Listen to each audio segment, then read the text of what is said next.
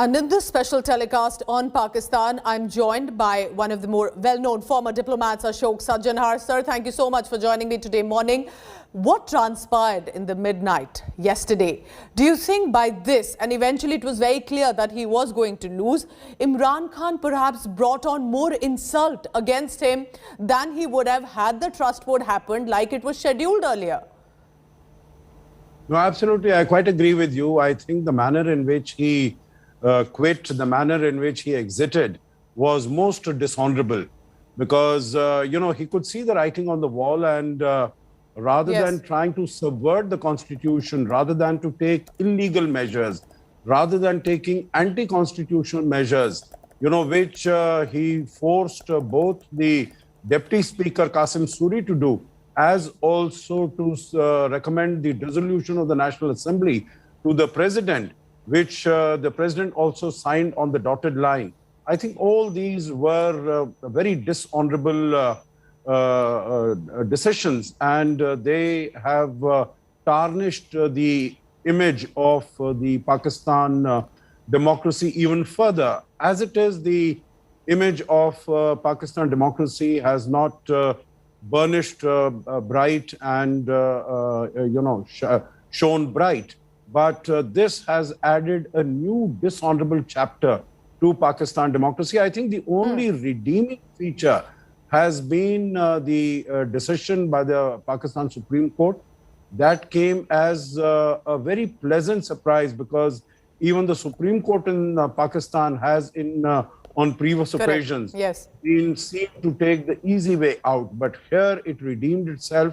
And I think the Pakistan National Assembly needs to be applauded for the decision that was taken, the opposition that it stuck to its guns, notwithstanding the four times that the proceedings were suspended yesterday.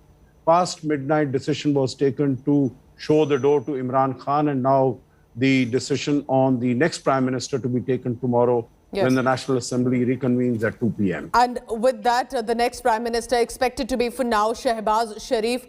Do you think Shehbaz Sharif is a good bet for India as we look at how our neighboring nation will have a new government, and it depends when the fresh elections will be?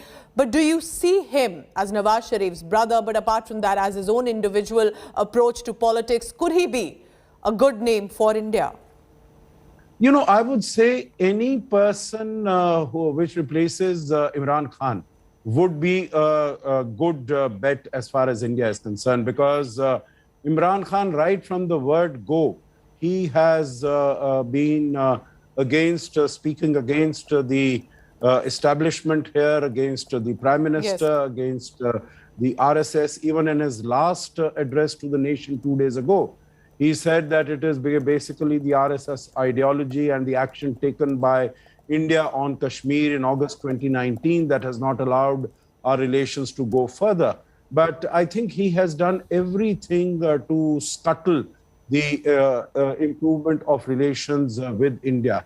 What we saw last year on February 24-25 as the ceasefire coming on the line of control, that I think has been done primarily by the army rather than by Imran Khan having had any contribution in that. So in that sense, I would say yes, but there will need to be a couple of caveats. That although in terms of style, Shehbaz Sharif might be very different. He is cordial, he has a pleasant personality, he is good to converse with and to interact with.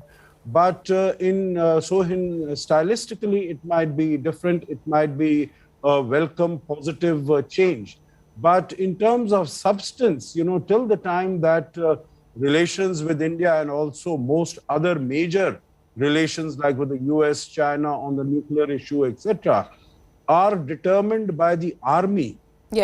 Till then, it'll be difficult to see any significant substantive change in the relations between the two countries. We'll have to see how it goes.